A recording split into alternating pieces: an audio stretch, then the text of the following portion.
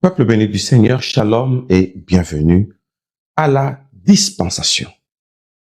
Moi, votre humble serviteur, j'ai eu cette grâce de visiter le ciel, la Jérusalem céleste.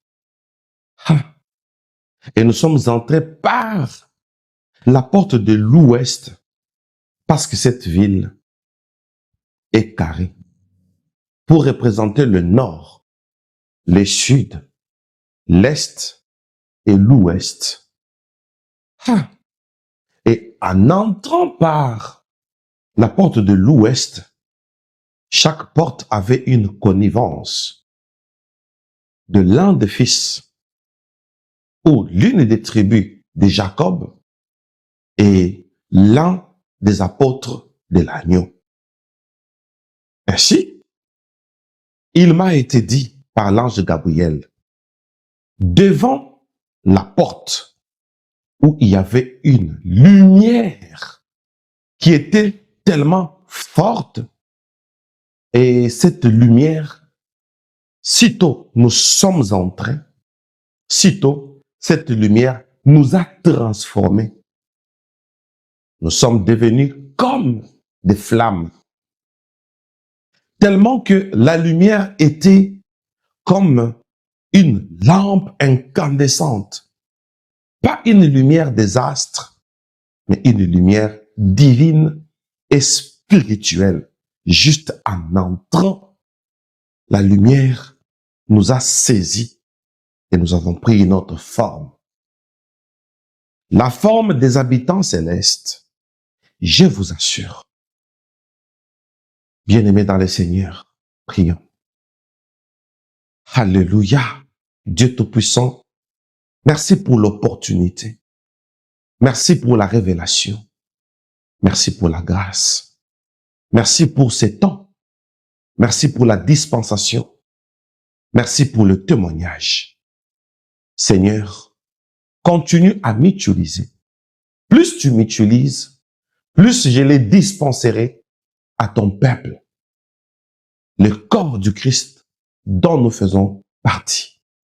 Alors je bénis ces instants en ton nom merveilleux, Jésus-Christ. Amen. Oh mon Dieu.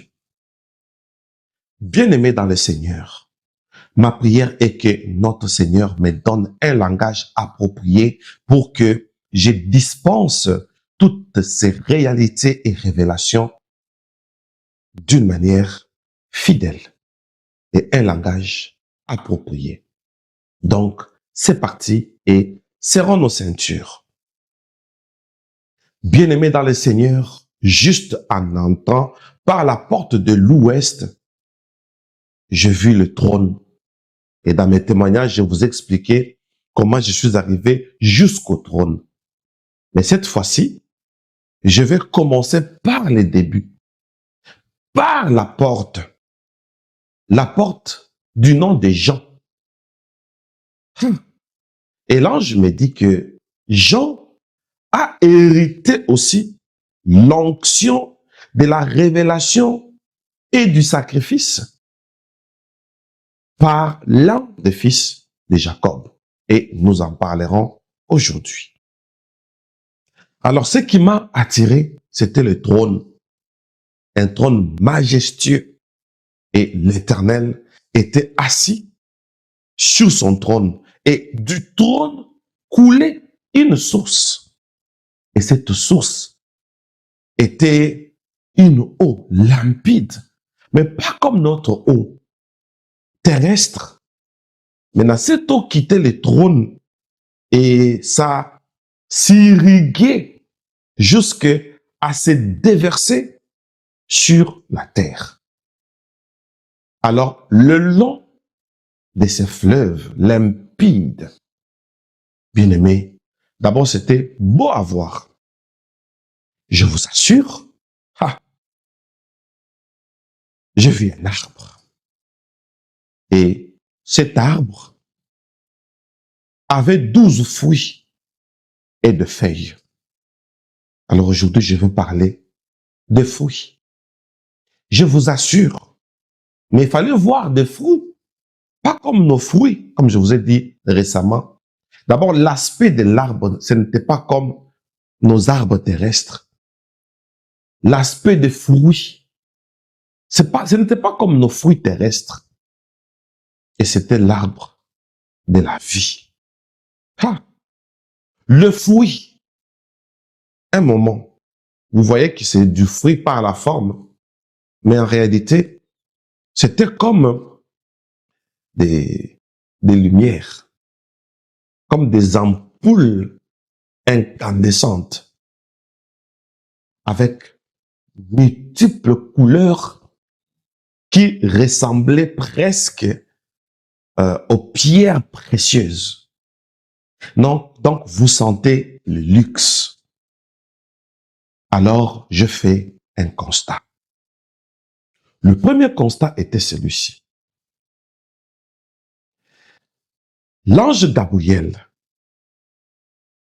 a commencé à me donner des explications et plus il parlait, plus il doigtait en direction de là où il faisait mention. Et c'est comme si on s'y retrouvait. Je donne un exemple. Il me dit, comme il est écrit, c'est 12 fruits, et je vois les 12 fruits de l'arbre. Alors, ça produit, l'arbre produit un fruit par mois. Alors, le fruit là nourrissait la terre. Le feuille guérissait la terre. Et il me dit, c'est un langage prophétique. Voici la prophétie et voyageons vers la prophétie. Et nous étions là, mais nous nous voyons là où il faisait mention. Chaque fruit représente la concrétisation des Écritures. Ah, comme il est écrit, le fruit de vos entrailles est une bénédiction. Comme il est écrit, que ta volonté soit faite sur la terre comme au ciel. Au ciel, le fruit sert de nourriture spirituelle. Sur la terre, vous participez à la nature divine. Raison pour laquelle les 12 tribus, les 12 fils de Jacob, les 12 apôtres de l'agneau représentent pour chacun un fruit. Alors, entrons dans la maison de Jacob et dévoilons le combat qui existe sur la terre depuis lors. Et tu as été choisi pour arriver jusqu'ici afin de révéler ces choses et les condamner ensemble avec l'Église du Seigneur. Ah, ah, bien-aimé. Il dit, regarde la maison de Jacob. Bien-aimé, du coup, c'est comme si, moi je n'aime pas quand je témoigne, je parle de c'est comme si. Mais cette fois-ci, je vais utiliser ce langage. Pourquoi? Parce que quand il parlait, je me retrouvais avec lui en direction de l'endroit où il faisait mention. Voilà pourquoi je dis c'est comme si. Alors, c'est comme si nous étions dans la maison de Jacob. Et là, j'ai vu un fils, un bébé, et j'ai compris que nous sommes rentrés au passé. Je fais un constat. Quand on est au ciel, tout ce qui est sur la terre est à nu, c'est-à-dire rien n'est caché. Je vous dis, tout se voit. Le ciel, je vous dis, est surnaturel. Franchement, ma famille, je vois une femme. Effectivement, Léa avait un problème des yeux, c'est-à-dire des visions. J'ai vu que ses yeux étaient ternes et elle venait d'accoucher. Quand une femme accouche, elle présente l'enfant. Maintenant, je vois dans une tente une femme qui venait d'accoucher. Ah. Et après, il y avait des personnes qui attendaient. Même Jacob attendait. Bien aimé, j'ai vu Jacob. C'était un homme élégant. J'ai vu Jacob qui attendait avec quelques membres de famille et quelques invités. Il n'y avait pas beaucoup de gens, mais quelques personnes qui attendaient l'accouchement. Léa venait d'accoucher et on a essuyé l'enfant, on l'a habillé. Et c'était Ruben. Et Léa présente l'enfant. Elle dit, voyez un fils. Et l'ange Gabriel me dit, c'était une prophétie pour le premier fils de Jacob. D'après leur lignée, d'après leur naissance. Ruben, Raben, qui veut dire, voyez un fils. L'ange Gabriel me dit, c'était une longue prophétie et je vais t'amener dans une longue dispensation. Pourquoi voir un fils? Il faut voir un fils parce que la mère avait un problème de vision. Sa vision était terne. C'est la prophétie de la mère qui ne voyait pas bien. Mais cette dispensation a été accordée au fils. Voyez un fils pour témoigner la vision. Et pourquoi témoigner la vision? Raben, c'est Ruben qui témoigne et qui prophétise la vision. Le tout premier fils de Jacob. Donc, quand on le voit, on doit utiliser la vision. Le don de vision, vision prophétique, c'est donné au premier fils de Jacob. Parce que les 12 fils de Jacob prophétisent la guerre, le combat. Chaque tribu, c'est un fruit. Et chaque fruit, c'est une dispensation qui enseigne, qui nourrit l'Église. Et là, l'Ancien Testament prophétisait au nom du ciel, parce que le ciel a lancé la dispensation. Une dispensation qui dit, le premier fils de Jacob sera un obstacle pour la première divinité mythologique qui sera à la fin des temps utilisée par les Romains. Et là, pourquoi Léa dit, voyez un fils? Parce qu'elle n'avait pas de vision.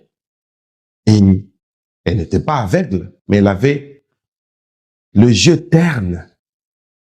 Alors Ruben va représenter la compensation de la carence de sa mère. Automatiquement, c'est une double vision. Ruben est un visionnaire en tant qu'aîné de la famille. C'est un visionnaire pour remplacer la vision de sa mère. Maman aura la vision à partir du fils. Et ça sera une consolation. C'est une double vision. La carence de la maman et la compensation du fils. C'est une double vision. Parce qu'il y a un démon qui a une double vision, c'est Janus, qui fait partie de la mythologie romaine. Et Ruben laissera la dispensation pour que Janus, le démon, de la mythologie romaine qui a deux faces, qui regarde et le passé et le futur. Le premier combat de l'Église avec Janus, c'est que, comme on a donné le 12 mois de l'année, et chaque fruit était pour un mois, c'était prophétique. Au ciel, il n'y a ni soleil ni lune. Alors, le mois en question, le 12 mois, symbolise le 12 cycles. Donc, régulièrement. Il faut prier d'une manière cyclique. On prie pour le mois de Ruben. Car sur la terre, on ne donnera pas le nom de Ruben, on donnera le nom de Janus, qui est un nom démoniaque. Janus, il a deux visions. Il regarde le passé et le futur. Donc, Ruben, sa mère, Léa, n'était pas tellement aimée par Jacob.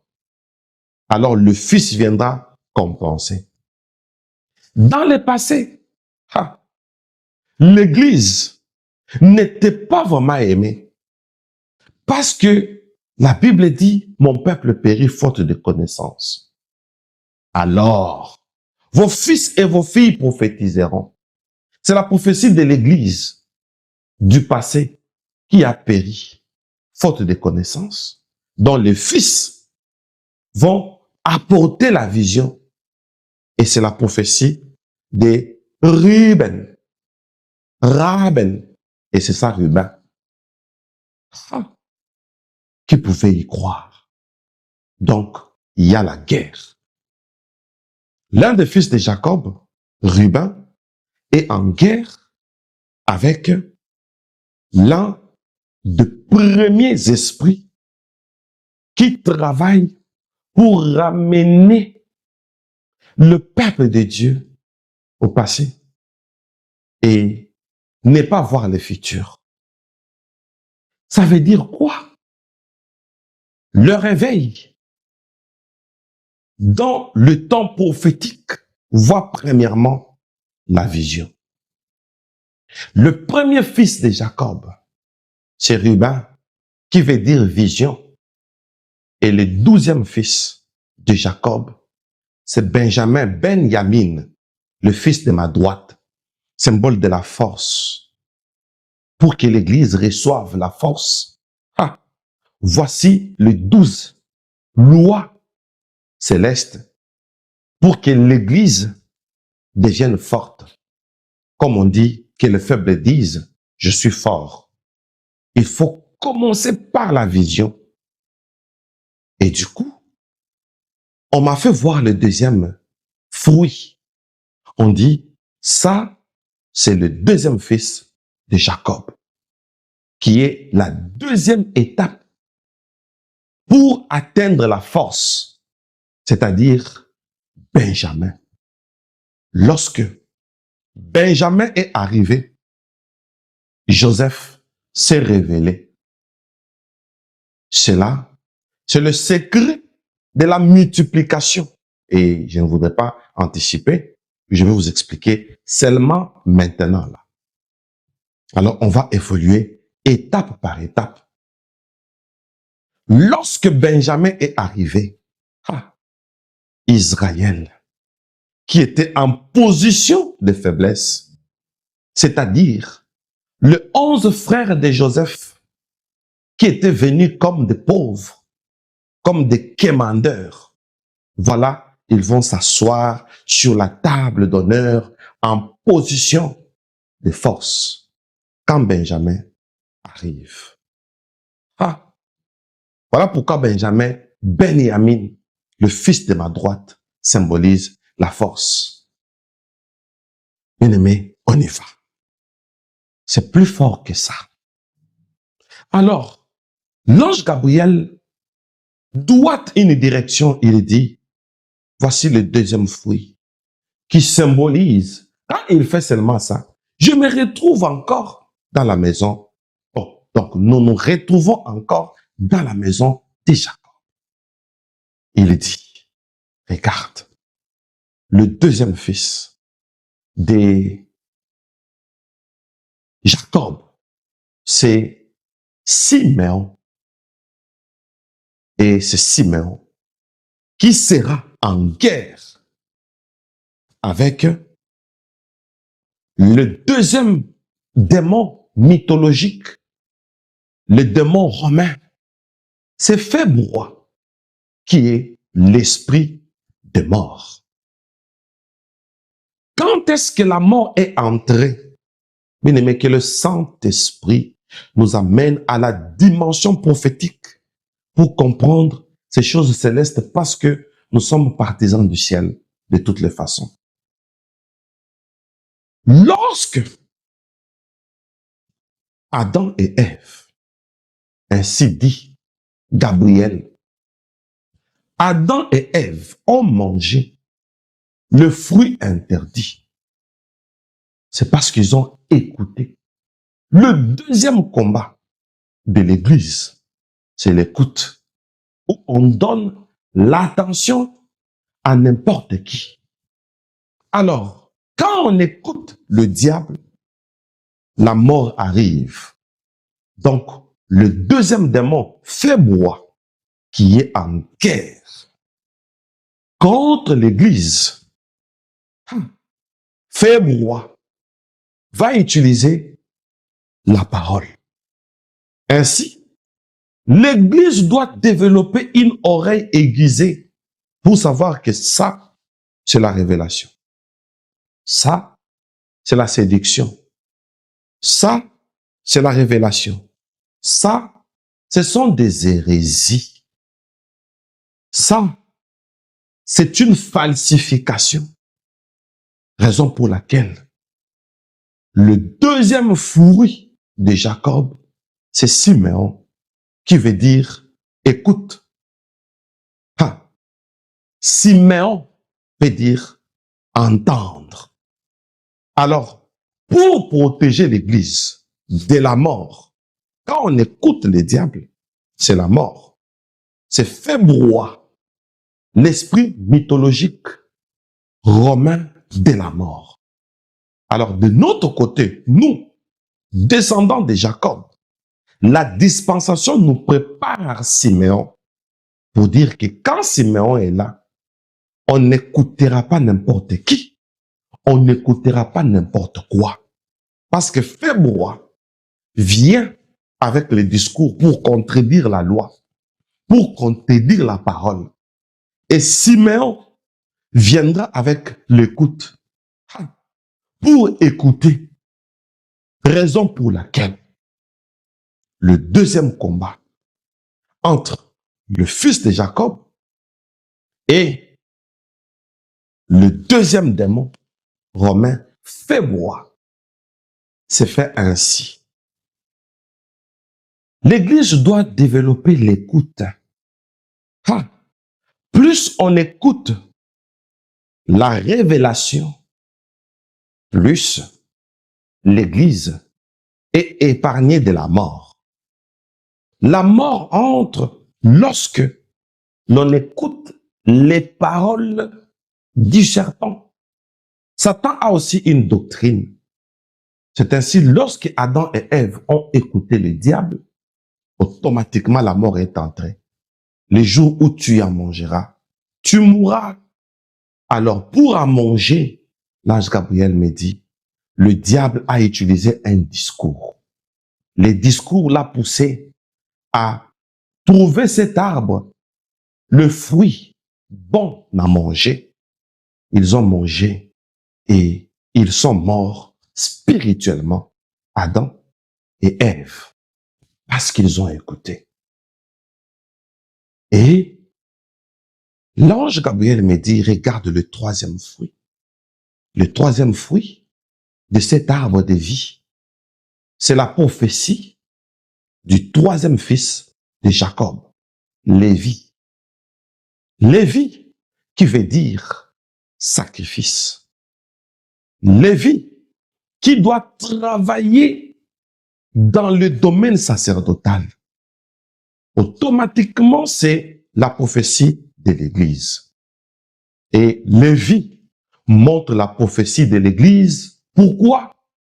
Parce que le troisième esprit pour lequel Lévi est né, afin de confondre les puissances mythologiques, je mets ça au pluriel, c'est Lévi, symbole de l'Église, et l'Église, symbole du sacrifice. Ah, quand on parle de l'Église, on voit automatiquement le sacrifice. Le sacrifice de l'Église, c'est lui qui fera tomber le démon de la guerre. Mars, le sacrifice de l'Église fera tomber le troisième démon de la mythologie romaine qui est dans le calendrier. Le troisième mois, c'est le démon Mars. Une prophétie qui dit, pour vaincre la guerre spirituelle, il faut tout simplement la prophétie du sacrifice. Et le sacrifice, le vrai sacrifice, c'est celui qui est à l'église, où on doit offrir son corps comme un sacrifice. Et ça sera le culte véritable. Offrons-nous. Et quand on s'offre, automatiquement, la vie de plaisir, la vie terrestre va moins nous intéresser quant aux vices, quant au péché, quant aux addictions et quant à la dépendance. L'ange Gabriel me dit, voilà les secrets. Le troisième secret, c'est Lévi, prophétie de l'Église. La force de l'Église, c'est le sacrifice. C'est ce qui va vous donner la victoire sur tous les combats possibles. Raison pour laquelle les seigneurs, et il parlait de Jésus, étaient prêts à s'offrir. Il était sacrificateur et il était sacrifice. Tout combat qu'on pouvait faire contre lui ne pouvait pas l'empêcher à continuer sa mission. Lorsqu'on lui a dit, mais toi tu ne fuis pas Hérode parce qu'il a décapité Jean-Baptiste. Il dit, allez dire à ces renards, je travaille aujourd'hui et demain et le troisième jour j'aurai fini. Tout ceci c'est pour dire que ces renards, c'est un esprit qui vole les leaders. La tête symbolise le leadership. Jean était un leader. Jésus-Christ a prophétisé pour dire que malgré la guerre, je terminerai mon ministère. Je travaille aujourd'hui et demain et le troisième jour, j'aurai fini. Et il a prophétisé sur les 3 ans de son ministère et aussi sur le troisième millénaire. Et là, je ne voudrais pas ouvrir la parenthèse parce que il y aura des détails là-dessus. Le troisième millénaire, à partir de l'an 0, il dit, j'aurai fini. Nous sommes au troisième millénaire depuis l'an 0, où Jésus-Christ est né. Ici, c'est pour dire que, tant que je suis agneau, symbole du sacrifice, prophétie du temple, prophétie de Lévi, combattez comme vous voulez. Je finirai mon cahier de charges. Alléluia! Alors, après cette guerre, on me montre le 4e fruit.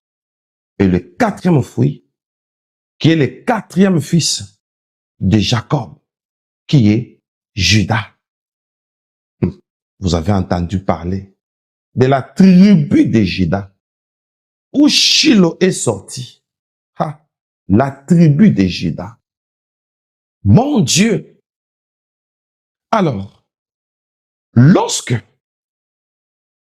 le 3e fils, Lévi, est né, là, c'est la préparation du temple. Et lorsque le 4e fils est né, c'est la préparation du Shiloh qui doit venir pour entrer dans ce temple-là. Et l'ange Gabriel me dit, ici Judas, le 4e fils, qui est la prophétie de la louange. Yehudad, Judas, qui veut dire louange. Alors, qu'est-ce qui se passe ici?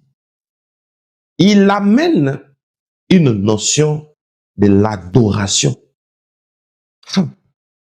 Tu aimeras ton Dieu de tout ton cœur, de toute ton âme et de toute ta force. Ici, l'amour envers Dieu. Et ici, l'amour pour Dieu, déjà, c'est le signe de l'adoration.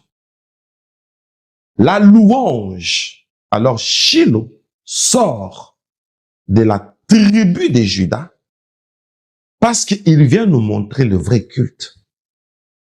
Il vient nous montrer comment vénérer le Créateur.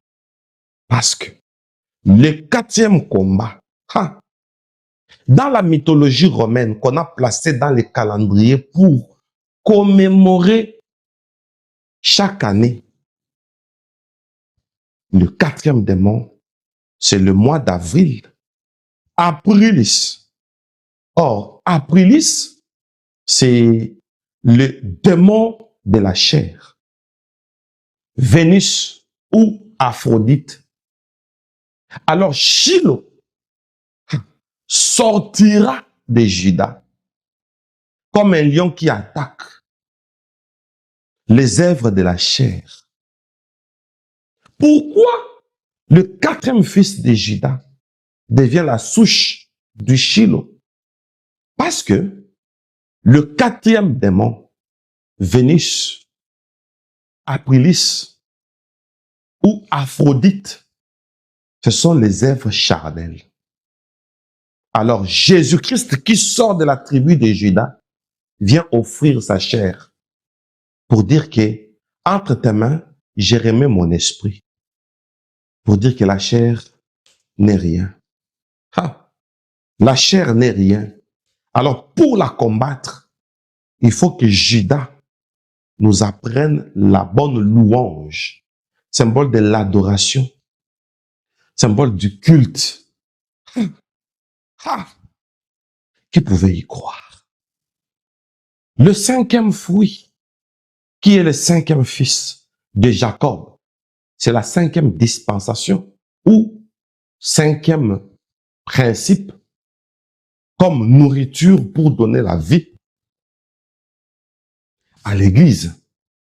C'est Dan. Dan est le 5e fils. Et Dan, ici, il veut dire, à partir de son nom, jugement. Alors, le jugement vis-à-vis de quoi? Le 5e esprit, qui est de la mythologie romaine, c'est le mois de mai. Mai vient droitement du démon mythologique du nom de Maya. Maya, c'est une démone de la mythologie romaine. Regardez ce que les Romains ont fait à l'humanité. Mais heureusement, regardez aussi ce que les fils de Jacob sont en train d'amener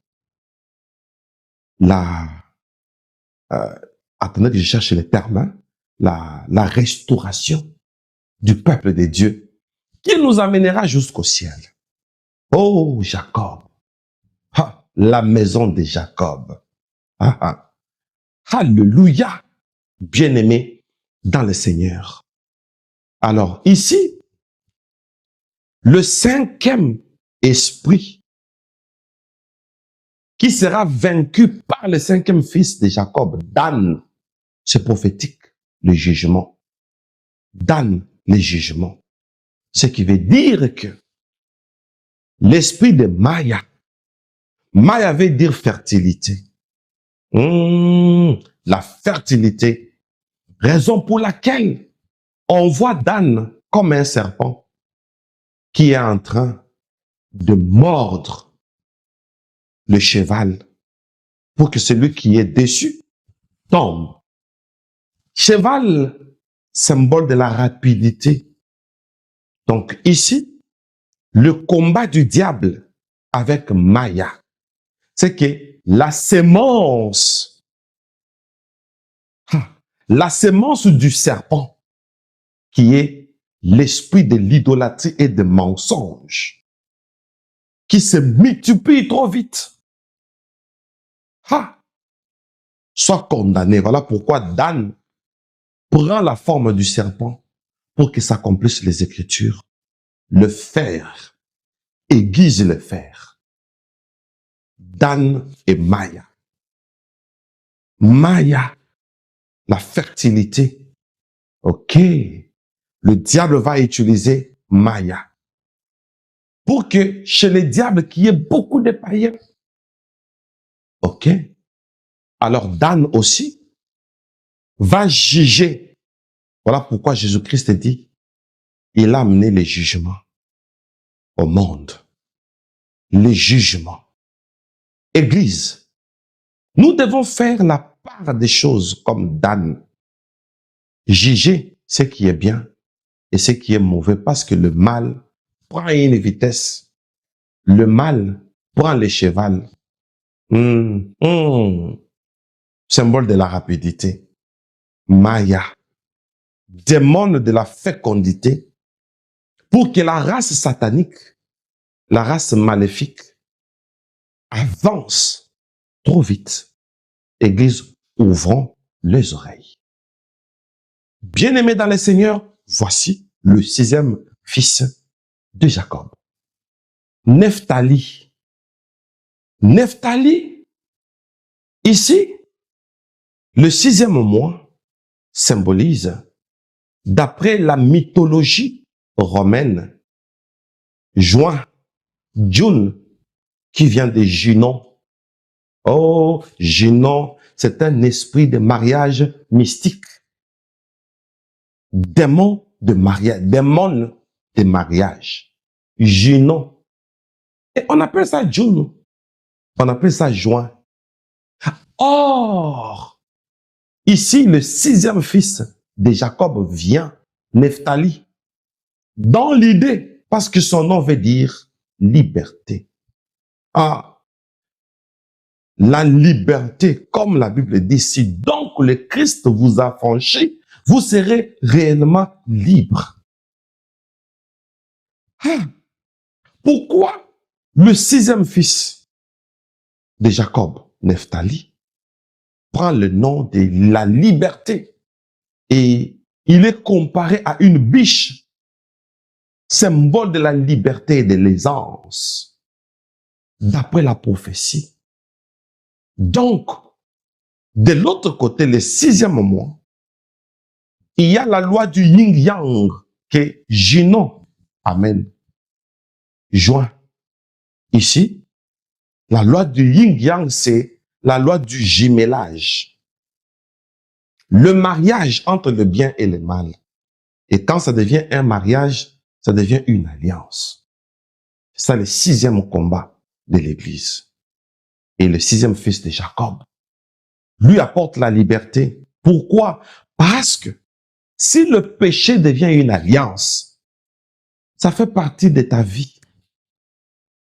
Et c'est difficile d'être libéré. Raison pour laquelle nous, à l'Église, nous devons enseigner l'affranchissement. C'est le rôle de Nephtali. Si donc le Christ vous a franchi, vous serez réellement libre. L'Église doit être libérée. Nous avons beaucoup parlé de bénédiction. Mais on dit si l'héritier est encore enfant, il ne diffère pas d'un esclave. Raison pour laquelle nous prions toujours, mais il y a toujours le lien. Parce que Nephtali n'a pas encore travaillé.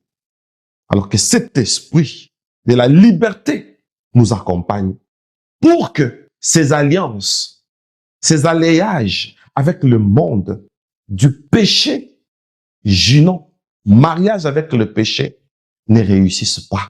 Donc, nous devons bien apprendre le combat spirituel à l'Église.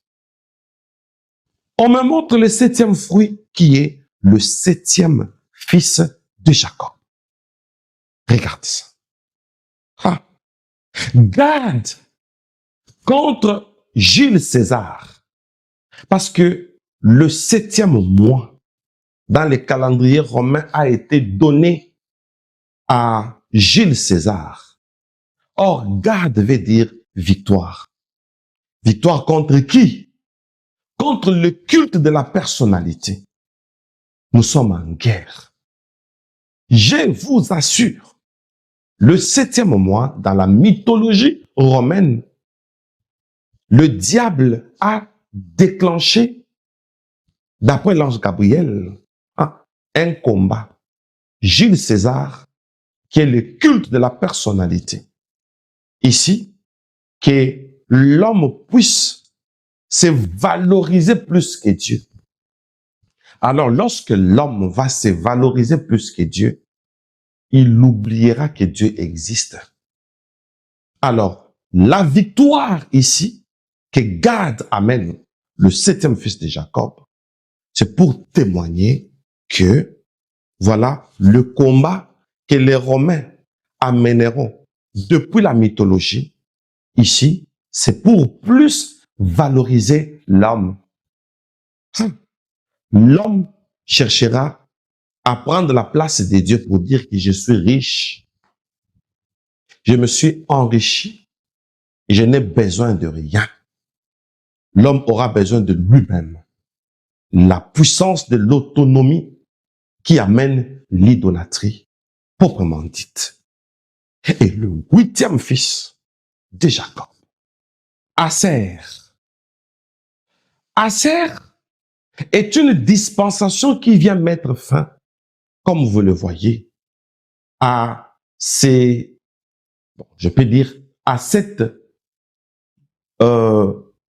guerre mythologique où on a placé Auguste. Auguste, comme on dit en anglais. Août vient de Auguste. Auguste veut dire Auguste. Qu'est-ce qui s'est caché là-bas? Une réunion mythologique a eu lieu. On ne m'a pas montré la période, mais si je demande, je saurai. Alors, depuis une période, alors, la puissance de cet empereur qui amène le culte économique pour parler de l'économie, alors que l'abondance sans Dieu est une bénédiction qui se fait suivre de plusieurs chagrins. C'est la bénédiction de l'Éternel qui enrichit et elle ne se fait suivre d'aucun chagrin. Raison pour laquelle le 8e fils de Jacob, son nom veut dire abondance. Aser, lui, amène l'abondance. Pourquoi? Parce qu'il a la bénédiction de son père. Toute bénédiction qui ne vient pas du père. Jacob, le patriarche qui a fait l'alliance avec Dieu. Je suis le Dieu d'Abraham, d'Isaac et de Jacob.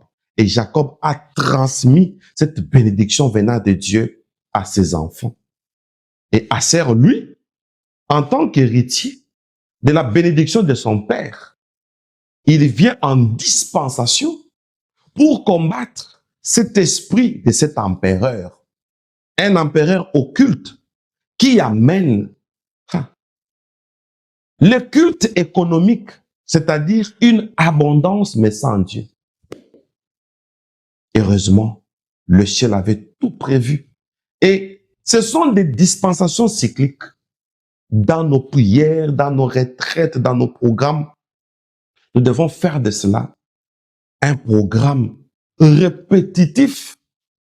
On peut commencer même d'une manière mensuelle, chaque mois. On fait correspondre chaque mois. Et déjà, le mois où vous êtes en train de me suivre, vous savez déjà le combat de ces mois. Parce que la dispensation nous a éclairés. Ainsi, le 9e fils de Jacob, Issachar. Mais c'est vraiment étrange. Heureusement, c'est l'ange qui révèle ça. Issachar veut dire sagesse. Pourquoi? Parce que le 9e mois, et le démon qui règne, c'est Saturne. Depuis 9e mois. Vous voyez des histoires des horoscopes et autres. Ce sont les esprits de Saturne. Des vibrations, de mondes. Bon, il y a plusieurs fois que je vous ai parlé de ces esprits-là, des esprits mythologiques, des esprits astro et autres. Maintenant, regardez la ressemblance où Dieu place quelqu'un à la place qu'il fallait pour un combat bien déterminé. Issachar, la signification d'abord de son nom, ça veut dire sagesse, l'intelligence.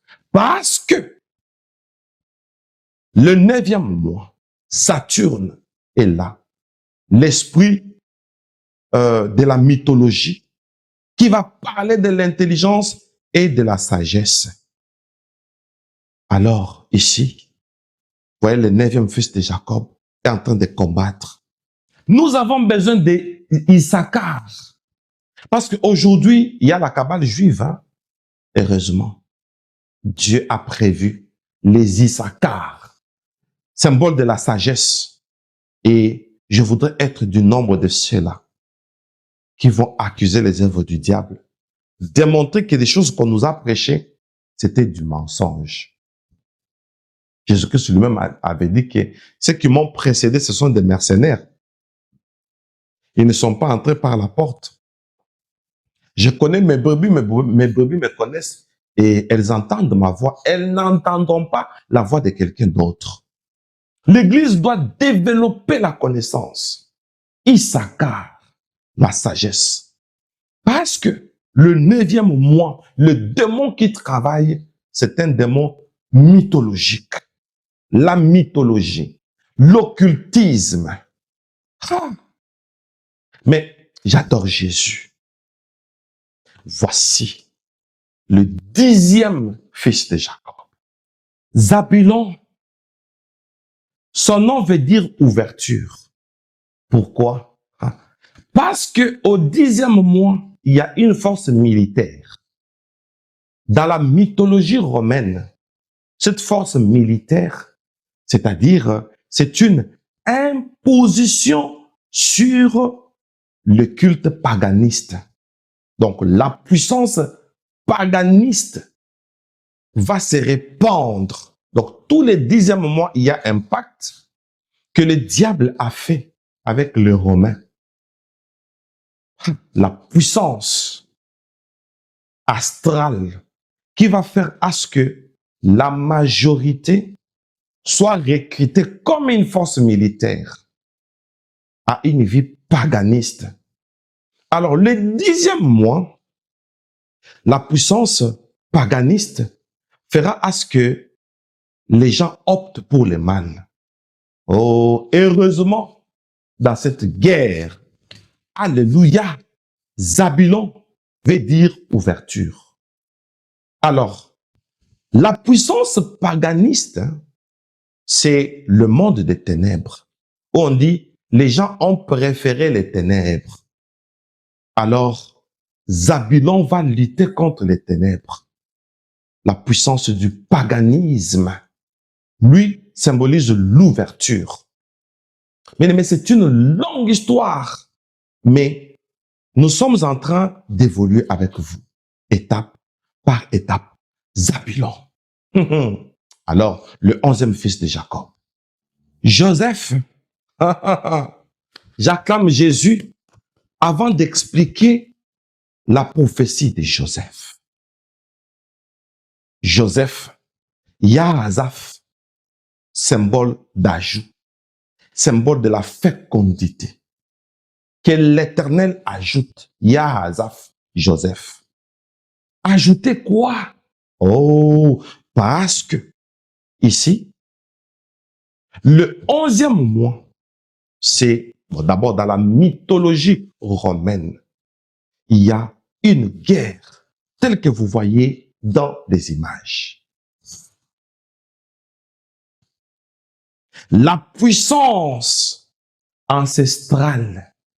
Là, c'est la particularité, oh mon Dieu, du mois de novembre.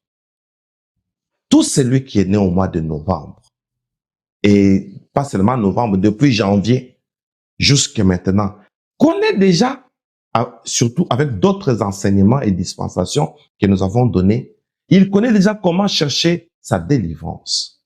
Le 11e mois, c'est la puissance astrale. Qu'est-ce que j'ai dit? Ancestrale. Donc, la mythologie romaine fait que les gens vivent dans les liens ancestraux, c'est-à-dire les vieilles possessions. Oh, voilà pourquoi Joseph, lorsqu'il est venu, il dit, ah, lorsque le Dieu de nos pères vous visitera, enlevez mes os ici en Égypte, symbole de l'histoire. Parce que Joseph, c'est le 11e fils de Jacob, avant Benjamin. Il dit, enlevez mon histoire en Égypte. En Égypte. Alors Joseph vient pour enlever nos traces dans l'histoire ancestrale. Et l'histoire ancestrale, ici, est remplacée prophétiquement par la paléontologie, où on étudie les os. C'est déjà l'histoire du passé, l'étude des os. Et Joseph, c'est reconnaissant comme un ancêtre.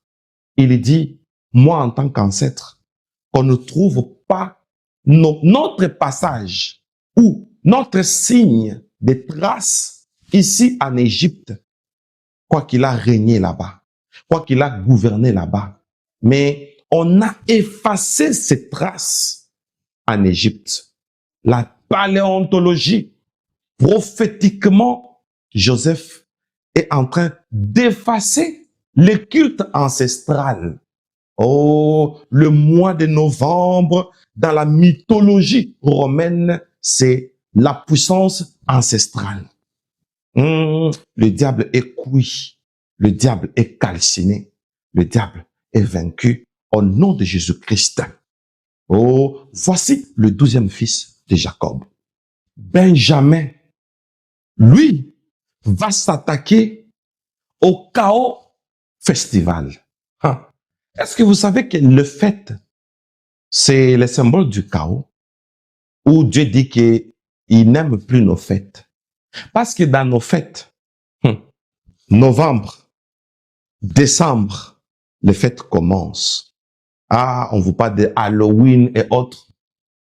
Bien-aimés, je vous donne un devoir. Regardez vous-même la puissance de la délivrance qu'on nous amène par Joseph qui enlève comment je peux appeler ça? Comment je peux appeler ça? Les restes montrant notre passage en Égypte. Les traces de l'Égypte doivent être effacées. Mais qu'est-ce qui se passe au 11e mois? Si le 11e fils de Jacob efface les traces, le 11e mois, dans tous les magasins, qu'est-ce qu'il y a déjà? Et dans le mois de décembre, dans tous les shops, si je peux appeler comme ça, qu'est-ce qu'on nous vend? Vous allez voir que chaque mois, on vend quelque chose. Le fait du mois de décembre, mais c'est la puissance du chaos d'après la mythologie romaine. Alors, il faut qu'il y ait une force. Nous devons demander la force. C'est ça, Benjamin, il nous amène la force parce qu'il y a un chaos. Et quand il y a un chaos, c'est toute une organisation. Et il nous faut une force pour se relever. Donc, Jacob a eu ses 12 fils d'une manière structurée pour qu'ils soient placés dans la lignée prophétique.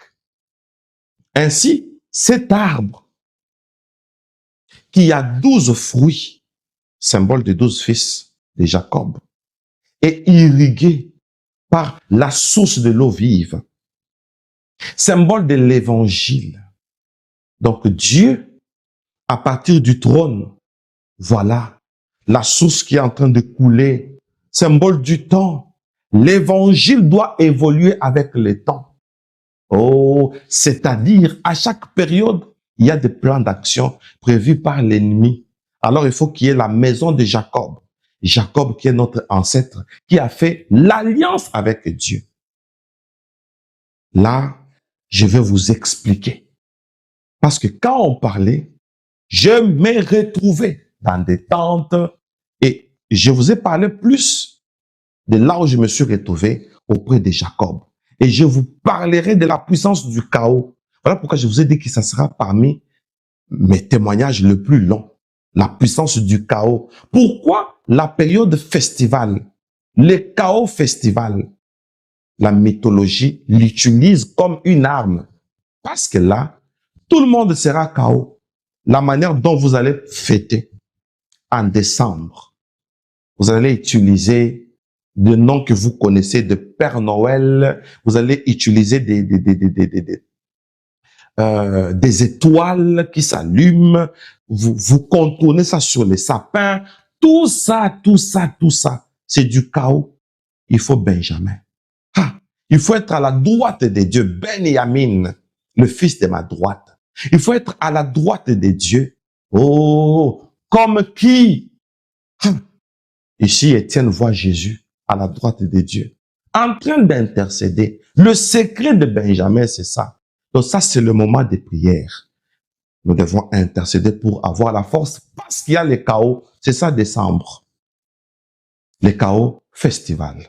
Bien-aimés dans le Seigneur, c'est par ici que je vous prie, s'il vous plaît. Je viens fraîchement du ciel. Mais depuis 2014, attention, depuis 2014, je vis des choses incroyables. Ah, et j'attendais le moment. Moi, je suis comme ça. J'attends le ainsi dit l'Éternel. Moi, j'appelle ça mot de passe. Quand on me donne le mot de passe et je commence. Et voici, depuis 2014, et en cette année où je témoigne, 12 ans après, oh, les chiffres 12. Mais c'est les chiffres des 12 fils de Jacob, des 12 portiques de la Jérusalem céleste, des 12 fruits de l'arbre de vie. Donc, je viens témoigner 12 ans après mon entrée au ciel. Oh mon Dieu, ce n'est pas un hasard. Est-ce que tu peux commencer par liker cette vidéo? Très bien. Comme vous avez liké, l'obéissance vaut mieux que les sacrifices. L'objectif est que YouTube dispatche cette vidéo partout. Parce que la suite est longue. Ah, et la guerre sera connue parce qu'un prophète vient d'être suscité parmi nous. Bel, le berger Moïse Louchikou, le dispensateur du temps de la fin. Alors, je te demande, si tu n'es pas abonné, abonne-toi. Oh, bien-aimés, nous avons liké, nous nous sommes abonnés et je vous prie de partager cette vidéo avant de quitter.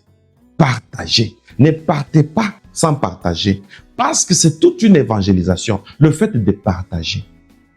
Que Dieu vous bénisse. Que Dieu vous bénisse. Alors, vous avez des questions? Pas de menaces? Parce que nous avons la possibilité, si vous menacez dans les commentaires, nous avons la possibilité de bloquer les commentaires ou enlever seulement votre commentaire. Mais merci, parce que jusque-là, il n'y a pas de menaces depuis que j'ai commencé à témoigner. Au début, il y avait les gens qui menaçaient, mais quand ils ont écouté, ils ont dit non, celui-ci est vrai. Merci pour votre confiance. Je vous bénis tous.